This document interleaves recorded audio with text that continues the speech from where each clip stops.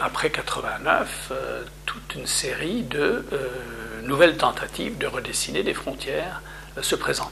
La première, on l'oublie, c'est l'Allemagne. La réunification de l'Allemagne en 90, c'est la première modification d'une frontière entre deux États internationalement reconnus en Europe. Le seul problème, c'était de donner une assurance aux Polonais que la frontière orientale de l'Allemagne n'allait pas changer. Vous avez vu éclatement de la Yougoslavie en 91, et maintenant vous avez la Slovénie, la Croatie, la Bosnie, la Serbie, la Macédoine, le Monténégro et le Kosovo, dernier né il y a 2 ans, donc qui a déclaré son indépendance et qui essaye de faire reconnaître ses frontières. Éclatement de la Tchécoslovaquie. Bon là c'était relativement facile, c'était un divorce à l'amiable. Éclatement de l'Union soviétique. Mais l'Union soviétique, bon, vous avez là aussi une prolifération des États. L'Allemagne, bien retrouvant cette liberté, va dans un processus de réunification. Alors, ce qui est très étonnant, c'est que c'est allé très très vite. Parce que les Allemands, très vite, veulent ne faire qu'un pays. Les Allemands de l'Est sont très fascinés par le niveau de vie qu'ils voient par la télévision et par ce qu'ils voient en Allemagne de l'Ouest. Les Allemands de l'Ouest sont quand même, par principe d'accord, mais un petit peu inquiets, parce qu'ils voient bien que ça va avoir un coût important. Et les pays voisins s'inquiètent aussi. Et en fait, on pensait que ça prendrait longtemps, la réunification, parce qu'il fallait l'accord de l'URSS, du Royaume-Uni, des États-Unis et de la France. Parce que nous étions restés, depuis la fin de la guerre, nous étions restés les puissances tutélaires de l'Allemagne. Elle était devenue indépendante, mais il y avait encore des soldats. Et si les Soviétiques avaient dit non, ça aurait traîné. Le chancelier Helmut Kohl, qui est à l'époque le chancelier de la République fédérale d'Allemagne, et le grand architecte de la réunification des deux Allemagnes. Il a commencé par faire l'égalité monétaire, ce qui a coûté très très cher à l'Allemagne de l'Ouest, et puis ensuite des élections en Allemagne de l'Est, et puis ensuite officiellement, 3 octobre 90, la réunification. Die Wiedervereinigung war etwas, was viele Menschen in der ehemaligen DDR wollten. Es hätte verschiedene Möglichkeiten gegeben, diese Wiedervereinigung zu organisieren. Es gab die Möglichkeit des Beitritts. Und es gab die Möglichkeit der Konföderation, beides nach dem Grundgesetz. L'Allemagne, voilà, d'un seul coup, 80 millions d'habitants. L'Allemagne redevient dans une position de centralité avec ces États d'Europe centrale et orientale qui, eux, vont n'avoir qu'une seule envie, intégrer cet espace économique qu'on appelle l'Union européenne.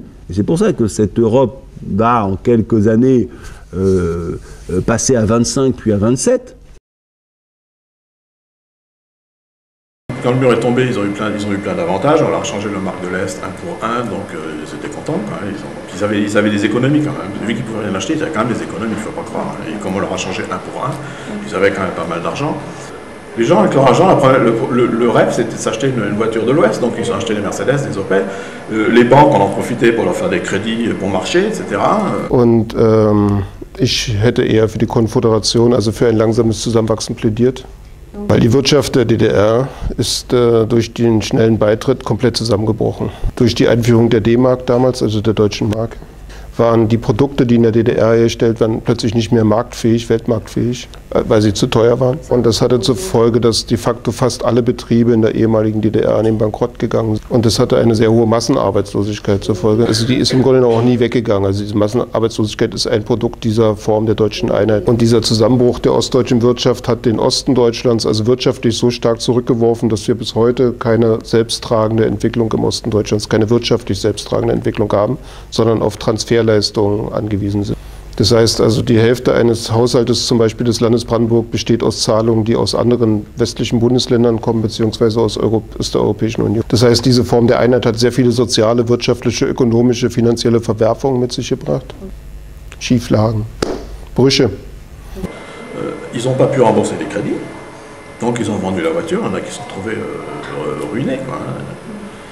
Pour certains, ça a été une catastrophe. Une chose très bizarre aussi, quand vous habitez de 20 ans, 25 ans dans une ville avec un mur. Moi j'habitais à 1 ou 2 km, j'habite dans le nord européen, à 1 ou 2 km du mur, et le mur tombe. Et du jour au lendemain, vous vivez depuis 20 ans dans le même quartier, dans le même appartement, et du jour au lendemain, vous avez à 3 km de chez vous un nouveau monde qui s'ouvre, avec des forêts, des lacs, des routes, et ça c'est très dur à... Je dirais pas avaler, mais ça fait vraiment très drôle. Il y a des rivalités, des jalousies, parce que bon, les gens de l'Ouest disent ouais, on leur a tout donné, on paye le solidarité de Touchlag, on leur donne de l'argent, et puis il y a toujours ils sont feignants, ils ne veulent pas travailler, ce qui n'est pas vrai. C'est dans les têtes, c'est des préjugés comme ça, et dans l'autre sens aussi. Les gens de l'Est pensent que celui de l'Est, il veut les écraser, il sait tout, c'est le plus malin, et c'est toujours dans les têtes, et ça restera encore longtemps. Es gibt noch einen zweiten Punkt, der mir nicht unwichtig ist in dem Zusammenhang. Ja. Durch den Anschluss ist die Chance der Menschen, die in der DDR gelebt haben, ihre eigene Vergangenheit aufzuarbeiten, de facto beendet worden. Also es wäre gut gewesen, wenn die Menschen, die in der DDR gelebt hätten, erstmal auch noch ein bisschen Zeit gehabt, sich mit ihrer Geschichte auseinanderzusetzen. Quand le mur est tombé, quelques années après, ils ont ouvert les archives de la Stasi.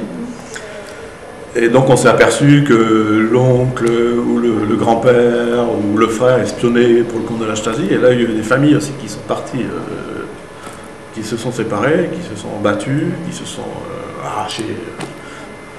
Ça, il y a eu des drames. Hein. Y a-t-il eu des procès contre les membres importants de la Stasi? Einige wenige.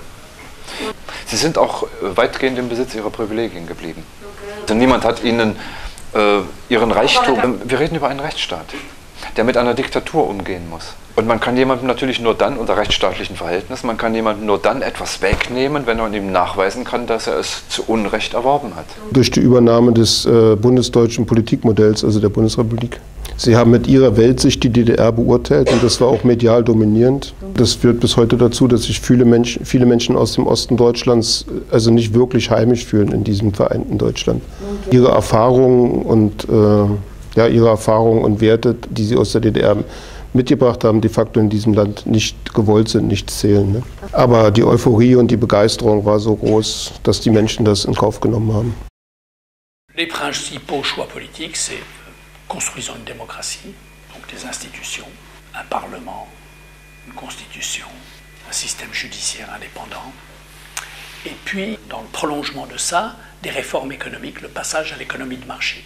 Il y avait une économie qui était étatisée et on a privatisé les entreprises, on a donné la possibilité d'entreprendre.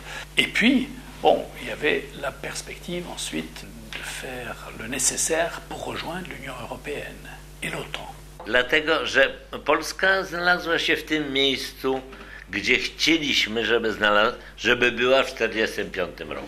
Polska została przyjęta do Unii Europejskiej. Voilà les conditions. L'Union européenne, il faut d'abord être une démocratie pour adhérer. Et l'un des critères essentiels pour devenir membre de la famille européenne, c'est de respecter les droits de l'homme. Ułożyliśmy nasze stosunki z Niemcami. Les guerres dans l'ancienne Yougoslavie dans les années 90, ça s'est terminé il y a 10 ans, donc la paix ne va pas de soi. L'Union européenne est d'abord et avant tout le garant de la paix. Znaleźliśmy się w NATO, organizacji wojskowej, która nam stwarza bezpieczeństwo. Ils font confiance à la seule institution qui dans ce domaine ait fait ses preuves, c'est-à-dire l'Alliance Atlantique, l'OTAN, parce que là il y a les États-Unis dedans. No i staliśmy się, jak widzicie, krajem, który idzie tą samą drogą cywilizacji, co inne kraje europejskie, a to było naszym głównym celem. En mai 2004, ils sont rentrés dans l'Union européenne, les pays d'Europe centrale.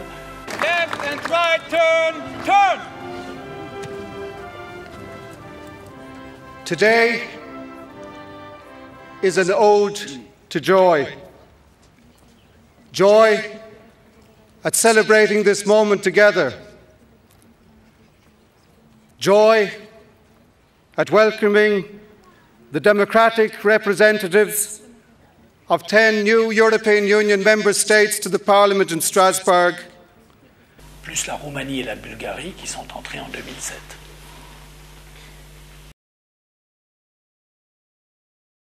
Nichts ist wichtiger, als ein Europa zu haben, in dem die Freiheit gegeben ist, die wir jetzt haben, und in dem wir den Frieden erhalten, den wir seit 1945 zumindest in einem großen Teil Europas haben.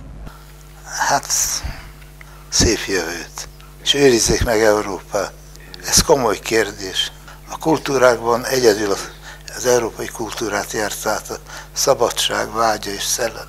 Egyedül Európában tudják, még ha még emlékeznek rá, hogy mi a szabadság.